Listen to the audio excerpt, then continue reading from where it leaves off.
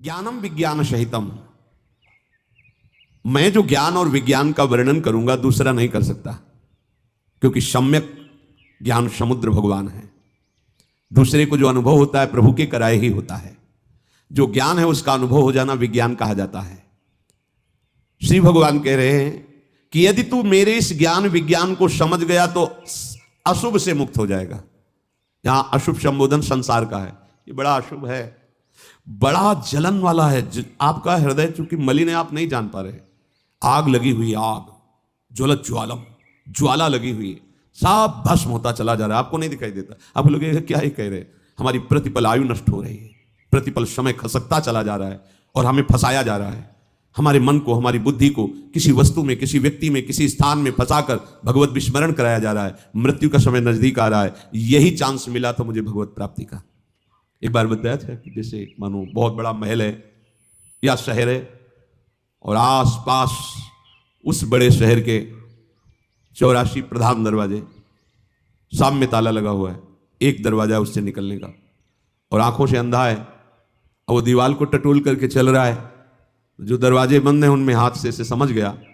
अब जो आगे खुला दरवाजा था उसमें निकलने वाला था, खुजली लगी, खुजलाया थोड़ा सर और पैर रुके नहीं, वो आगे बढ़ गए तो वो दरवाजा निकल गया, फिर आगे बढ़ा। बस यही दुर्दशा हमारी हो रही। 84 लाख योनियों में एक योनि है मनुष्य योनि, जो खुला दरवाजा है, साधन धाम मोक्ष कर द्वारा मुक्त होने का, ये केवल मनुष्य शरीर। अब इसमें लग गई खुजली। प्रहलाद जी ने वर्णन किया, जैसे एक पुरुष को कई स्त्री अपनी शैया पर ले जाने के लिए घसीटे तो उसकी कैसी दुर्दशा होती है, ऐसे हे नृसिंह ये पांचों ज्ञानेंद्रिया मन सहित जीव को कैसे विषयों में घसीट रहे, कैसी दुर्दशा उसकी, पर वो समझ नहीं पा रहा। अब ये जन्म मिला था मुक्त होने के लिए, दरवाजा खुला है निकल जा, वो खुजली में लग गया। बड़े भाग्य से मनुष्य जन्म मिला है तो भोगों को भोग ले। अरे खुजली तो किसी भी जन्म में खुजला लेते, पीछे भी खुजलाते ही रहे हो। अब तो दरवाजा आ गया है, खुजली बंद कर निकल चल। पर यह बात निकलने की किसी की समझ में नहीं आती। जितने प्रश्न आते हैं वो अविद्या को सजाने के लिए आते हैं, मिटाने वाला तो कोई बिरला ही प्रश्न करता होता है। हमारी कैसी समस्याओं का समाधान होकर संसार सज जाए हमारा, कभी नहीं सजेगा। ये अशाश्वतम है, भगवान ने घोषित किया है, परिवर्तनशील नाशवान, कभी यहां पूर्णता हो ही नहीं सकती। पूर्ण परमात्मा का अंश, तेरी पूर्णता केवल श्री भगवान से होगी। ये प्रकृति के परवश हुए प्राणी महाप्रलय की तरफ प्रवाह में चले जा रहे, पर इनको समझ में नहीं आ रहा है। जो मेरी शरण में हो जाएगा, मैं उसे जो वर्णन करता हूं उसे समझ में आ जाएगा। समझो, समझ में किसकी आता है? जब शरण हो जाता है। नहीं ऐसे तो सुना चले गए बढ़िया सत्संग, जब ये बात हो जाती है कि मुझे भगवत प्राप्ति करनी, तब एक एक बात हमारे हृदय में लगती जाकर, अरे मुझे सावधान होना है। श्री भगवान कह रहे हैं, राज विद्या राज गुह्यम पवित्रमिदमुत्तमम प्रत्यक्षावगमम धर्म्यम सुसुखम कर्तुमव्ययम। ये ज्ञान विज्ञान सहित समग्र रूप से मैं वर्णन करूंगा। ये संपूर्ण विद्याओं का राजा है, इसलिए राज विद्या कहते हैं। और संपूर्ण गोपनीयों से भी गोपनीय बात है, इसलिए राजगुह्यम कहते हैं। और ये अति पवित्र है, अति श्रेष्ठ है। इसका फल वर्तमान में ही प्रत्यक्ष है, भविष्य में होगा ऐसा नहीं, वर्तमान में ही। ये धर्ममय है, अविनाशी है, करने में बहुत सुगम है, अर्थात ये बात धारण करने में कोई कठिनता नहीं है। ये विज्ञान सहित ज्ञान संपूर्ण विद्याओं का राजा है। अगर इसे ठीक तरह से समझ लोगे तो कुछ समझना बाकी नहीं रहेगा। मेरे समग्र रूप को जानने के बाद फिर कुछ जानना बाकी नहीं रहता। असमूढ़ पुरुष मेरे को क्षर से अतीत और अक्षर से उत्तम जान जाता है, वो सर्ववित हो जाता है, अर्थात वो सब कुछ जान जाता है। जो भगवान को जान जाता है तो सगुण साकार, सगुण निराकार, निर्गुण निराकार, सबका ज्ञान उसे प्राप्त हो जाता है। क्योंकि भगवान ही सगुण है, भगवान ही निर्गुण है, भगवान ही साकार है, भगवान ही निराकार है। राजगुह्यम, शास्त्रों में जितनी गुप्त बातें उनमें सबसे राजा, सबसे श्रेष्ठ गुह्य बात भगवान बताने जा रहे हैं। क्योंकि संसार में, शास्त्रों में इससे बड़ी गुह्य बात कोई नहीं है। समझना है कि जैसे नाटक में सबके सामने खेलता हुआ कोई अभिनेता अपना असली परिचय छुपा के खेलता है, पहचानने वाले पहचान जाते, ये कौन है, बोले अमुक है। तब अगर पहचान ना हो तो ज्यादा आनंद नहीं आता। पहचान, अच्छा अमुक अमुक, हाँ अच्छा वो अमुक अमुक, ऐसे ही नाटक खेल रहा जगन नाटक वही भवा, तुम्हारी पहचान नहीं इसलिए तुम आनंद नहीं लूट पा रहे हो। बढ़िया खेल हो रहा है, टीवी चलाने की थोड़ी जरूरत है। त्रिगुण माया के द्वारा वही एक ही अच्छा, अन्य नौटंकी नाटक सिनेमा में तो अलग अलग विलियन अलग और हीरो अलग और सब अलग अलग होते, पर हमारे इस जगन नाटक को वैभवा में वही विलियन भी बना हुआ है, वही हीरो बना हुआ है, वही सब। कितना आनंद है। एक अभिनेता एक अभिनय करके तुम्हारे मन को चुरा लेता है, उसमें बहुत नाटक कलाकार होते हैं, और जब एक ही कलाकार बहुत से नाट एक साथ करके ले जाए तो तुम्हारा कैसा मन होगा। तो तुम देख ही नहीं पा रहे हो। एक कलाकार, गजब की कला यार, देखो इतने लोग हैं और पूरा सृष्टि है, माथा नाक आंख मुंह बिल्कुल ऐसे ही बना है, ऐसे ही सब अलग अलग पहचाने जा रहे हैं। अमुक अमुक अमुक अमुक अमुक, ये होता कि किसी के नाक यहां है, किसी का ऐसा है, कुछ वो इधर उधर, तो होता अमुक अमुक पहचान में आ गए। यहां तो बिल्कुल ऐसे ही सेम टू सेम, और पहचान अरबों खरबों अनंतों की बिल्कुल पहचान। थोड़ा बड़ा एक सा मिलता कभी कभी पाया जाएगा, बोले ये एक साथ प्रकट हुए दोनों, तो थोड़ा सा अंतराय मिलेगा। कैसा नाट्य खेल, अच्छा वही एक है, गजब का खेल कर रहा है हमारा कृष्ण, वही एक अनेक रूपों में। ये तो केवल 84 लाख योनियों में एक योनि की बात कर रहे हैं। नाका नीचे उतर के देखो, और सांप देखो तो कई कोटि के सांप, अजगर तुम वहां क्या कौन कौन से, वो घोड़ा वाला कोबरा, क्या कितने है, किंग कोबरा बड़े। अब देखो वही वाला खेल रहा है। पक्षियों में आ जाओ, चींटी, कितनी लाल चींटी, पीली चींटी, ये चींटी वो चींटी, बस देखो पूरी, और सब अकेले बना हुआ है। भैया इतने बड़े नाट्य कलाकार प्रभु को तुम देख के राजी नहीं हो रहे, क्योंकि तुम देख ही नहीं रहे हो, तुम उस अभिनेता को पहचान ही नहीं पा रहे हो। जो पहचान लिया वो जीवन मुक्त हो गया, परमानंद हो गया, उसके सिवा कोई नहीं खेल रहा। मत्ता परतरम नान्यत किंचित अस्ति धनंजय। ये अत्यंत गोपनीय बात है कि इस नाटक में केवल मैं ही खेल रहा हूं। देख लो, कह रहे हैं कि भगवान ने हमें क्यों फंसा दिया, तब हंसी आती है। प्रभु आप ही फंस गए हो, भगवान ने थोड़ी फंसा है, आप ही फंस गए हो। आप छूटो तो देखोगे आपका प्रश्न खत्म हो जाएगा, क्योंकि आप कोई और नहीं हो, वही हो, वही तत्त्वम अश, वेद कहता है तत्त्वम अश। भूल गए, छोटी छोटी आसक्ति और ममता में फंसकर तुम अपने को देहधारी मानने लगे, विषयी मानने लगे, अपने को भोगी मानने लगे, पापात्मा मानने लगे। ये आपकी मान्यता है ना। आपने कभी अपने को माना कि मैं भगवत स्वरूप हूं? कहां माना? वही मनाने के लिए तो भगवान ने आपको अवसर दिया। बिल्कुल बिल्कुल वही वही बैठा है। तो बोले हम, तुम हो ही का, तुम हो कौन? ये पंचभूत हैं, अंदर मन है, बुद्धि चित्त अहंकार है, 5 ज्ञानेंद्रियां 5 कर्मेंद्रियां हैं, त्रिगुण माया का स्वभाव है। तुम कौन हो? कौन हो तुम? अगर उत्तर मांगा जाए, बोले हमको भगवान ने फंसा दिया। ठीक है, तुम कौन हो? कहां से फंसे हो? अभी ऑपरेशन हो जाएगा। आप अपने को नहीं जानते तो तुम भगवान के ऊपर दोषारोपण क्यों कर रहे हो? तुम कौन हो जान पाए? जब जान लोगे तो प्रश्न खत्म हो जाएगा। तुम खुद फंस गए, इसको मैं मान लिया, इसी में फंस गए। नहीं देखो तुम, जैसे हमारा हाथ है तो हमारा हाथ है, हम मैं हाथ तो नहीं हूं ना। मैं हाथ ऐसा कभी बोला? हमारा हाथ, हमारा माथा, पूरे ढांचे को हमारा शरीर, फिर अंदर घुसो हमारा मन, आज नहीं लग रहा। हमारी बुद्धि, ये तो नहीं कहा मैं मन नहीं लग रहा, नहीं ऐसा नहीं बोलता, कोई भी नहीं बोलता। हमारा मन, हमारी बुद्धि, हमारा चित्त आज अशांत है, ऐसा हमारा। और अंदर घुसो, ये हमारा स्वभाव नहीं है कि हम तुम्हारी बात बर्दाश्त कर लें। ये हमारा स्वभाव नहीं कि हम गुस्सा करें। स्वभाव भी तो तुम नहीं हो ना, तुम ही बोल रहे हो ना हमारा स्वभाव। अब मैं परिचय लिया कभी तुमने? ऐसा शीशा ही नहीं पैदा हुआ कि उस मैं को दिखा सके तुम्हें। वो गुरु के पास है ज्ञान दर्पण। जब उसमें देखा तब पता चला कि जो था है रहेगा वही तो है। जो माना हुआ भ्रमात्मकता खत्म हुआ तो बचा क्या? ब्रह्मविद ब्रह्मयु भवति। तब निकलने लगा हम ब्रह्मास्मि, मैं ब्रह्म हूं। खत्म। तो बोले ये तो ज्ञान का मार्ग है, तो भक्ति के मार्ग में भी यही है। तू ही तू, तू ही तू, तो सब जगह तू, तो यहां कौन? नाहिन रहो ही माँ ठोर नंद नंदन। अच्छा, अब तुम कहां हो? बोले मैं तो हूं ही नहीं। तो बचा कौन? नंद नंदन। आ गए ना, ब्रह्म नहीं माया नहीं, नहीं जीव नहीं काल, अपनी शुद्ध ना रही एक रहे हो नंदलाल। भैया तुम्हारी सत्ता ही नहीं है, काहे को ब्रह्म में फंसे दोष लगा रहे हो कि भगवान ने बांध दिया।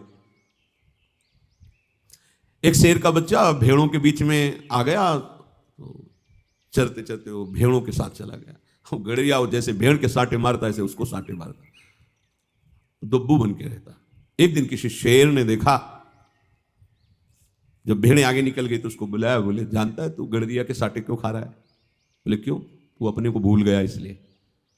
नहीं नहीं, मैं इन्हीं के बीच में रहता हूं, यही हूं। नहीं, तेरी और मेरी एक जाति है। कैसे?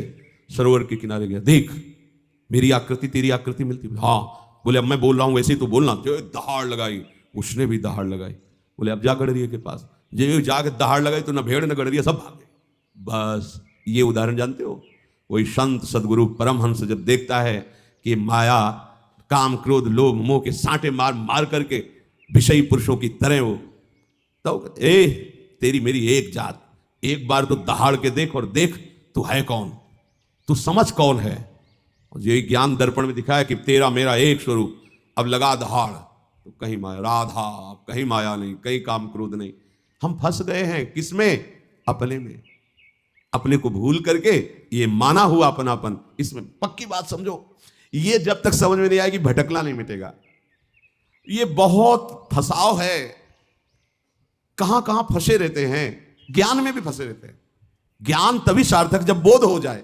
बोध नहीं हुआ तो जानकारी किस काम की? हलवा की बनाने की पूरी प्रक्रिया गया, कभी जीवन में एक बार खाया नहीं बना के, फायदा क्या हुआ? दूसरे को सिखा रहे हो, प्रक्रिया कभी बना करके भोग लगा के पाया हो। तो ऐसे ही सम्यक ज्ञान का स्वरूप यही है कि तुम्हें भगवत साक्षात्कार हो जाए, तुम्हें अपने स्वरूप का साक्षात्कार हो जाए। श्री भगवान कह रहे हैं पवित्र मिदम, यदि ये जान गए तो इससे बड़ा पवित्र कोई कार्य नहीं है। देखो गंगा यमुना तीर्थाटन जो हम करते हैं, तो आप ध्यान दीजिए, शरीर को लेके करते हैं। भगवान कह रहे हैं पवित्र मिदम, इससे बड़ा पवित्र कोई नहीं। पवित्र मिदम, इससे बड़ा पवित्र कोई नहीं। ये लौकिक बुद्धि का त्याग करके सुनिए। आप जिस किसी तीर्थ स्थान में जाते हैं, कहीं भी जाते हैं, तो शरीर भाव में होते हैं। देखना, जब शरीर भाव में होते हैं तो कुछ वहां भी शुभ होता है और अशुभ भी होता है।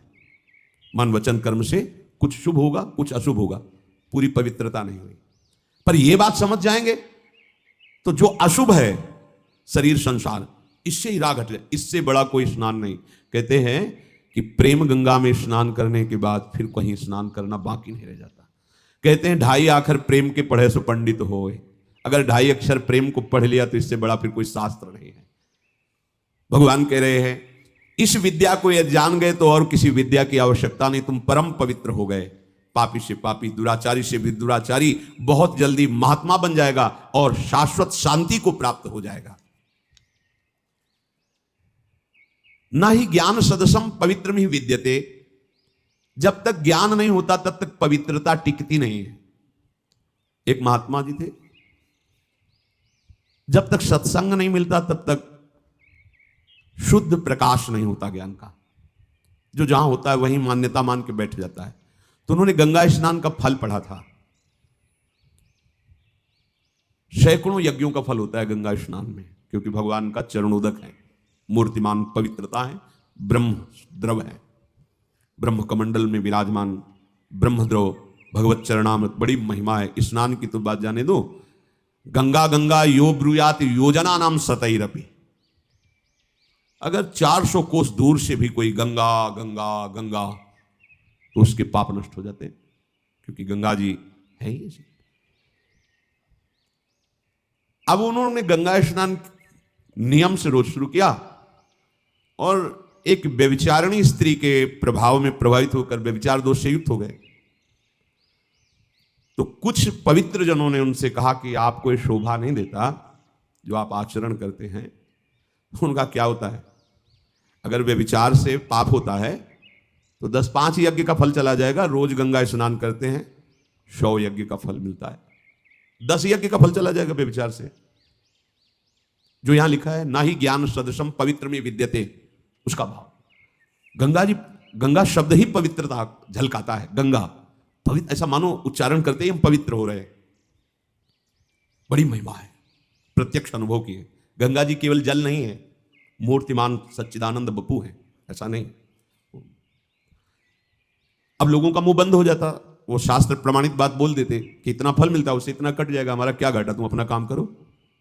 गंगा जी ने सोचा है तो महिमा को दूषित कर रहा है, तो एक बालिका रूप में एक श्वेत वस्त्र लेकर गंगा जल में डुबोती और फिर वहीं बालू में रगड़ती ऐसे ऐसे, फिर गंगा में डुबोती, फिर बालू। महात्मा गए, बोले जा जा लाली, धुल गया तू जा। ऐसे बहुत दूर थो, तेरी बात समझ में नहीं आई, हम स्नान करना चाहे, जा तू यहां से। तो उनका ये धूर्तता तो आप में है, तेरे को बात समझ में नहीं आई जो मैं कर रही हूं। उस समय कपड़ा गंदा ही था, तेरी ये स्थिति है, तू जो बखान करता घूम रहा है कि 100 यज्ञों का फल होता है, 10-5 यज्ञों का फल चला जाएगा, कुछ नहीं, क्योंकि तू शास्त्र विरुद्ध आचरण कर रहा है। अरे देहाभिमानी, गंगा को देह में डुबोता है लेकिन फिर जाकर के मलिन आचरण करता है, ये तेरी साधुता है। तुरंत चरणों में गिरे, अंतर्ध्यान हो गई। उसी दिन से कान पकड़ा और अपने नियम से चले, संयम से चले। तो चाहे जो तीर्थ अवगाहन कर लो, चाहे जितना आप दान पुण्य कर लो, यदि तुम्हें विवेक नहीं हुआ, भक्ति नहीं हुई, ज्ञान नहीं हुआ, तो अपवित्रता बनी रहती है। क्योंकि समझता मैं बहुत दान पुण्य करता हूं, तो थोड़ा बड़ा गंदा काम करूंगा तो कट जाएगा, खत्म हो जाएगा। ऐसा नहीं है। अगर बम्बूल बोओगे एक पेड़ और 100 पेड़ आम के बोओगे तो बम्बूल अपने कांटे फैलाएगा, 100 पेड़ों में फल मिलेगा। ऐसा नहीं कि तुम आम बो दोगे तो बम्बूल नष्ट हो जाएगा, ऐसा नहीं। आप अगर अशुभ कर्म कर रहे हैं तो उनको भोगना पड़ेगा, शुभ कर्म कर रहे हैं तो उनको भोगना पड़ेगा। और भगवान की शरण में होकर भजन कर रहे हैं तो दोनों को नहीं। अब ये त्रिगुणातीत भजन है, ये शुभ अशुभ से ऊपर है। इसलिए वास्तविक पवित्रता का स्वरूप है ये ज्ञान हो जाना। क्या इंद्रियजन्य भोगों को जो भोगा जाता है नारकी गति है। अलम विषय वार्तया नरक कोटि बीभत्सया, महाप्रभु कह रहे हैं, पर फंसे वही हैं। सत्संग सुनने के बाद, साधन करने के बाद जब एकांत बैठोगे तो बुद्धि तुम्हें दिखाएगी कि भोगों में सुख है। बस उसी समय उसको वापस करके गुरुजनों के वचनों में लगाना है। सुख तो प्रियालाल की रूप माधुरी में है, प्रियालाल के नाम गुण में है।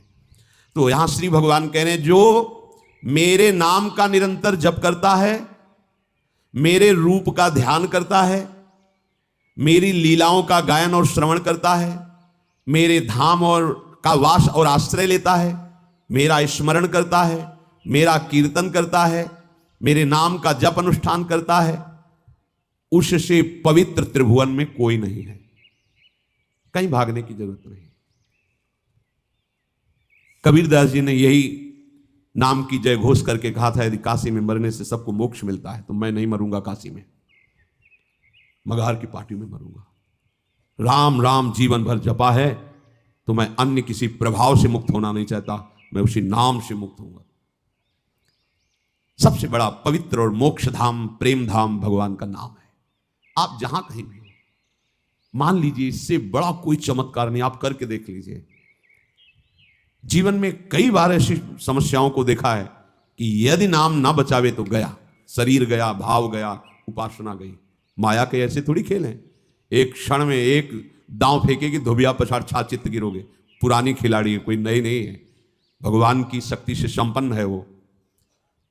एकमात्र भगवान के नाम ने जीवन में बचाया है। जहां नाम पुकारा चमत्कार प्रकट हो गया भगवान का, समस्या ध्वंस हो गई। बड़ी बड़ी समस्याओं को देखा है।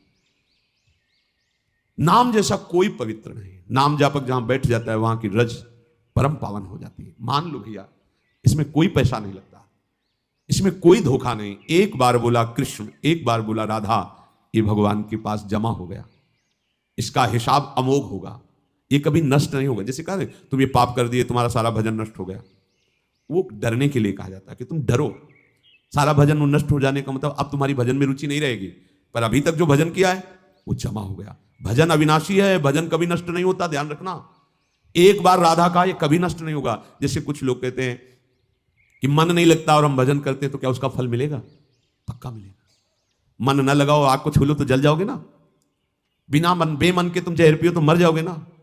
तो बिना मन के भी तुम राधा राधा बोलोगे तो श्री जी की प्राप्ति हो जाएगी।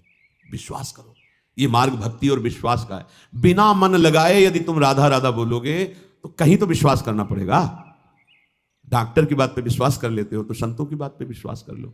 हमारा हृदय कहता है, छाती कहती है कि यदि तुम राधा राधा बोलोगे तो श्री जी के चरणों तक तुम पहुंच जाओगे, तुम्हें कोई नहीं रोक पाएगा।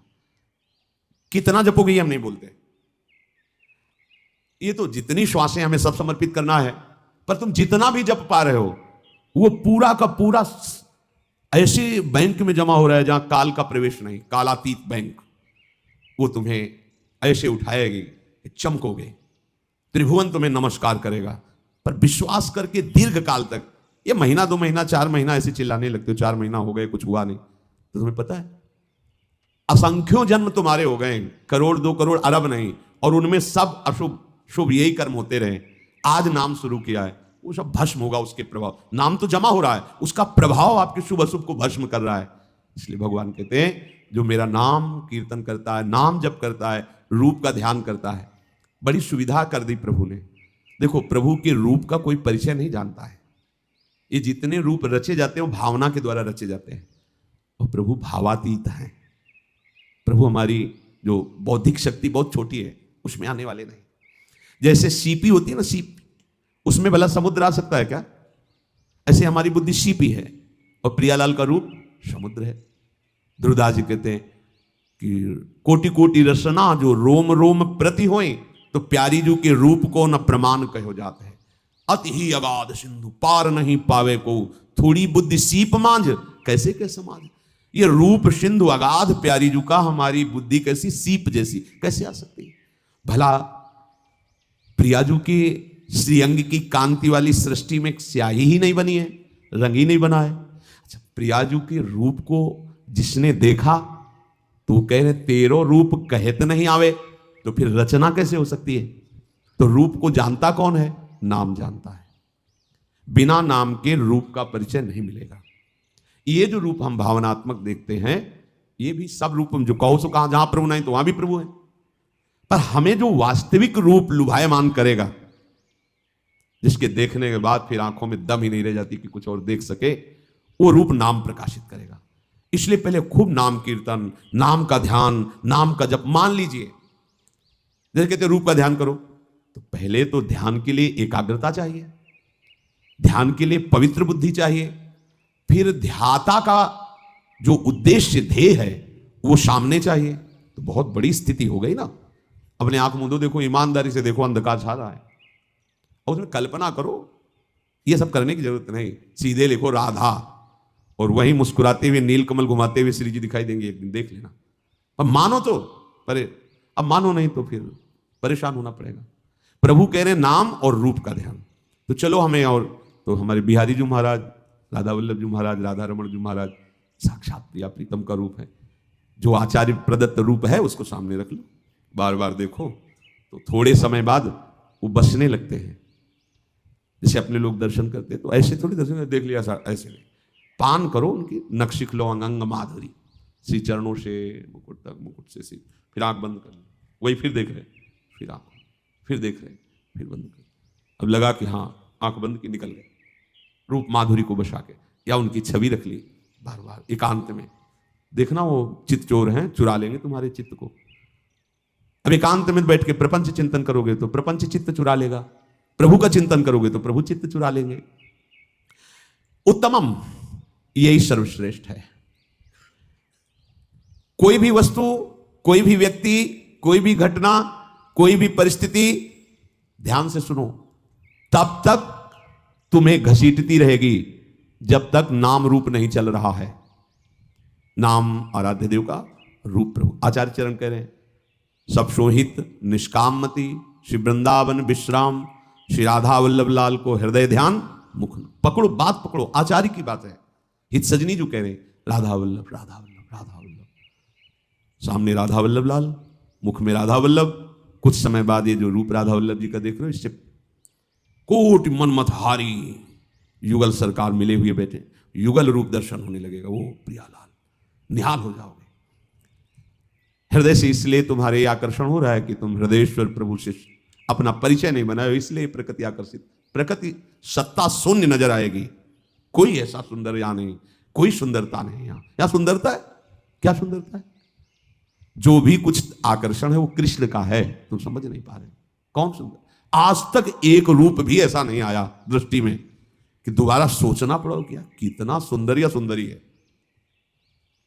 मन मलिन है, नेत्र मायाकृत आकर्षण में लगे हुए, इसलिए आरोप कर रहे हो कि आप सुंदर हो।